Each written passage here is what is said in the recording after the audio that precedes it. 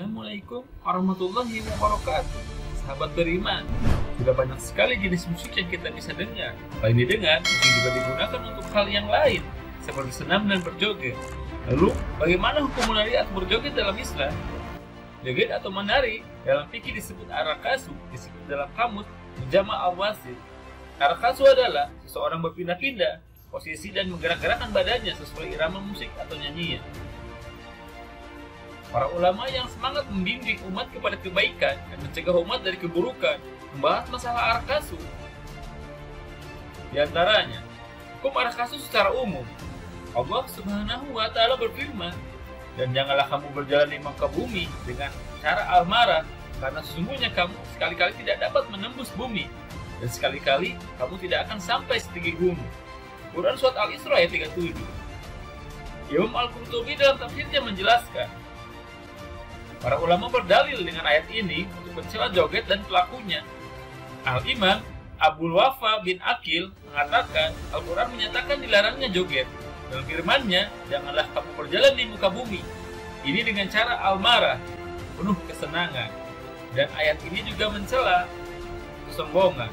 Sedangkan joget itu adalah bentuk jalan dengan ekspresi sangat senang dan penuh kesombongan. Tafsir Al-Qurtubi. Ulama berbeda pendapat mengenai hukum arakasu. Bagi ulama Syafi'iyah membolehkan arakasu. Lihat Musnad al-Fiqhiyah Watiyah berdalil dengan hadis Aisyah radhiyallahu anha. Datang orang-orang Habasyah menari-nari di masjid pada hari Id. Maka Rasulullah SAW memanggilku. Aku letakkan kepalaku di atas bahu beliau. Dan aku pun menonton orang-orang Habasyah tersebut. Sampai aku sendiri yang memutuskan untuk tidak ingin melihatnya lagi. Hadis riwayat Muslim. Namun jika kita gabungkan dengan riwayat yang lain, maka kita akan ketahui bahwa menari di sini maksudnya bermain alat-alat perang, sebagaimana dalam riwayat Al-Bukhari.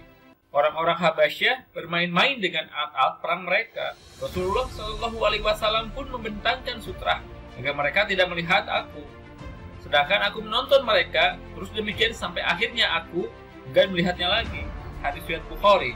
Ulama Hanafiyah, Malikiyah, Hanabilah, dan Al-Kafal dari Syafi'iyah memakruhkan joget dengan alasan karena ia adalah perbuatan dana'ah atau rendah dan safah, kebodohan.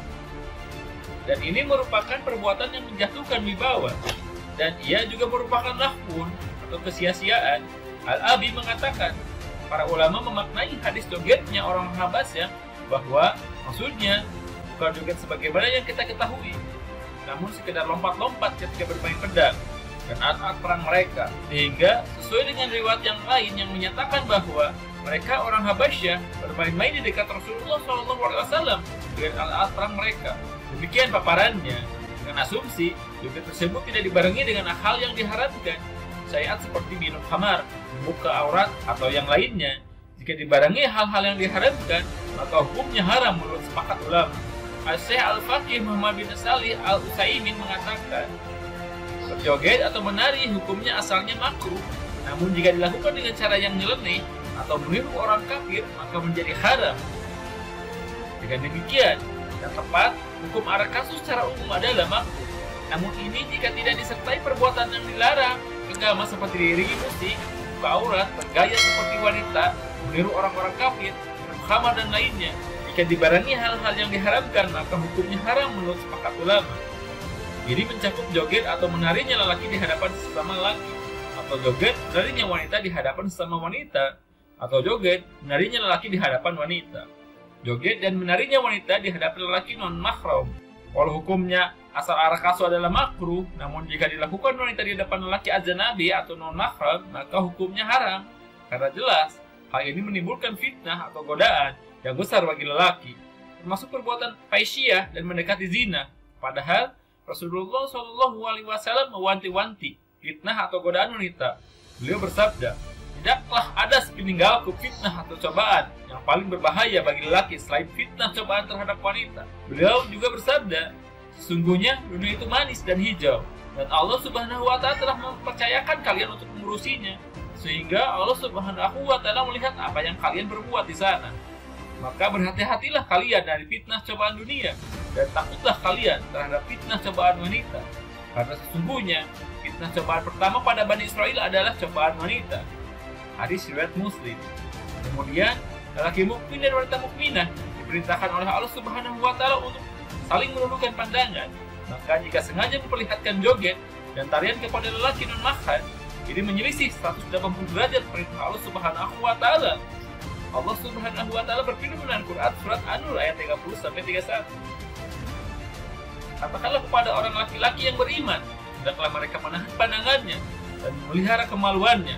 Yang demikian itu adalah lebih suci bagi mereka. Sesungguhnya Allah Subhanahu wa taala Maha mengetahui apa yang mereka perbuat. Katakanlah kepada wanita yang beriman, hendaklah mereka menahan pandangannya dan kemaluannya.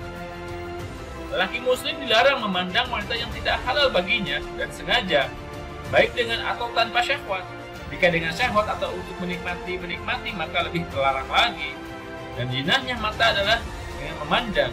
Rasulullah Shallallahu Alaihi Wasallam bersabda, sesungguhnya Allah Subhanahu Wa Taala telah menakdirkan bahwa pada setiap anak Adam memiliki bagian dari perbuatan jinah yang pasti terjadi dan tidak mungkin dihindari. Jinahnya mata adalah penglihatan, jinahnya lisan adalah ucapan, sedangkan nafsu, jinahnya hati adalah berkeinginan dan berangan-angan, dan kemaluanlah yang membenarkan atau mengingkarinya. Hadis riwayat Al-Bukhari. Para ulama dalam Al-Zana, Adaimah, Ilbutus wal Fitah ditanya, apa hukum wanita berjoget atau menari di depan laki ajnabi atau non-mahram? Mereka menjawab, wajib bagi wanita muslimah untuk berlaku sopan dan menutup dirinya dengan hijab yang sempurna daripada laki yang bukan mahram, dan wajib bagi mereka untuk menjauhi sebab-sebab fitnah godaan. Dan di antara godaan yang paling besar adalah joget dan menarinya mereka di depan laki-laki yang bukan mahram. Ini hukumnya haram, tidak diperbolehkan, dan ini merupakan sebab fitnah dan sebab terjerumusnya seseorang dalam perbuatan fahisyah atau zina. Maka wajib bagi wanita muslimah untuk menjauhkan diri dari perbuatan tersebut dan dari semua perbuatan yang menyebabkan fitnah godaan. Fatwa Al-Zana Adaimah. Tapi jangan lupa jika kalian suka dengan video ini, silahkan klik tombol like, tulis komentar kalian di kolom komentar, dan jangan lupa juga kalian klik tombol subscribe untuk berlangganan. Joget dan menarinya wanita di depan suaminya. Adapun joget istri khusus di depan suaminya, maka hukumnya halal, karena jogetnya istri di depan suaminya tentunya tak ada faktor kesombongan dan juga tidak termasuk perbuatan dana atau safa. Syekh Muhammad bin Salih At-Utsaimin menyebutkan, adapun joget atau menarinya wanita di depan suaminya tanpa dilihat orang lain, maka tidak mengapa, karena ini terkadang bisa membangkitkan cinta suami terhadap istrinya. Dan semua hal yang membangkitkan cinta suami terhadap istrinya ada hal yang dituntut dalam syariat, selama bukan perbuatan yang haram secara zatnya. Oleh karena itu, istri disunahkan untuk berhias di depan suaminya, sebagaimana juga suami disunahkan untuk berhias di depan istrinya. Syekh Mansur Hasan Al-Salaman mengatakan, jogetnya seorang istri, khususnya untuk suaminya, hukumnya halal dalam bentuk apapun. Wallahu a'lam bishawab.